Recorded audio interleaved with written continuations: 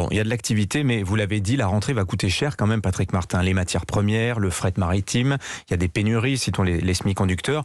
Et puis il y a aussi ce message que Bruno Le Maire fait passer depuis une semaine, cette idée que la croissance, tout le monde doit en profiter. Il est assez direct, il vous dit, les chefs d'entreprise doivent augmenter la rémunération du travail. Il donne les salaires, mais il dit la participation, etc., etc. Vous qui êtes chef d'entreprise, qui êtes employeur, augmentez les salaires. Patrick Martin, est-ce que c'est bienvenu? Est-ce que c'est le bon moment? Les Français le souhaitent, évidemment. Hein. Bon, n'oublions pas que le pouvoir d'achat des ménages a augmenté l'année dernière, en pleine crise sanitaire. Alors, augmenter les salaires, oui, il y a différentes manières de le faire, et on ne peut pas le faire partout. Typiquement, il y a des difficultés de recrutement dans des secteurs gros employeurs. Je pense à la propreté, je pense à la sécurité, je pense à la restauration collective. Ça pose des problèmes d'attractivité dans la restauration aussi. Pas de chance, ce sont des secteurs dont les marges sont extrêmement courtes et où beaucoup d'entreprises, à l'heure actuelle, sont en perte. Donc, oui, il faut se pencher sur ce sujet-là, sur les salaires à proprement parler.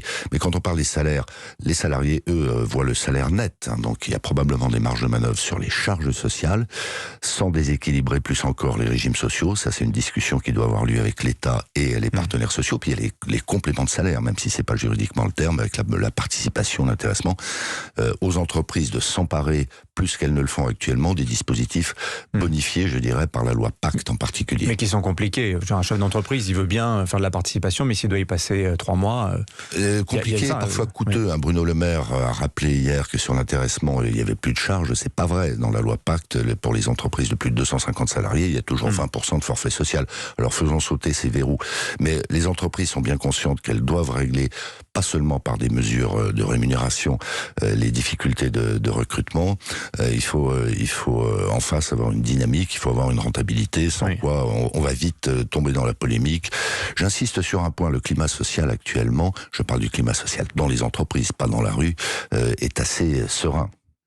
Malgré tout, la modération salariale qui est à l'œuvre en France depuis 20 ans, qu'est-ce que je dis, 40 ans pratiquement, est-ce que ce n'est pas un facteur qui explique aujourd'hui les pénuries qu'on observe? Vous avez cité l'hôtellerie, la restauration, mais on peut élargir, l'industrie également est très concernée.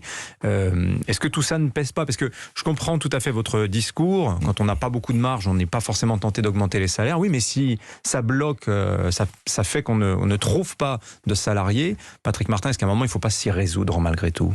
Je crois pas que ce soit l'explication principale aux difficultés de recrutement. C'en est une, malgré tout, de manière sectorielle en particulier. Le sujet beaucoup plus fondamental, c'est celui de l'orientation et de la formation. Il faut véritablement, les entreprises d'ailleurs ont un effort à faire, mieux expliquer aux jeunes, pour commencer, quels sont les métiers qui offrent des débouchés professionnels et à contrario, quelles sont les impasses professionnelles. Merci Patrick Martin, le président délégué du MEDEF, qui a fait un gros effort. Il s'est couché très tard. Évidemment, quand c'est la REF, on se couche pas à 22h. Merci d'être venu nous voir ce matin sur Europe 1.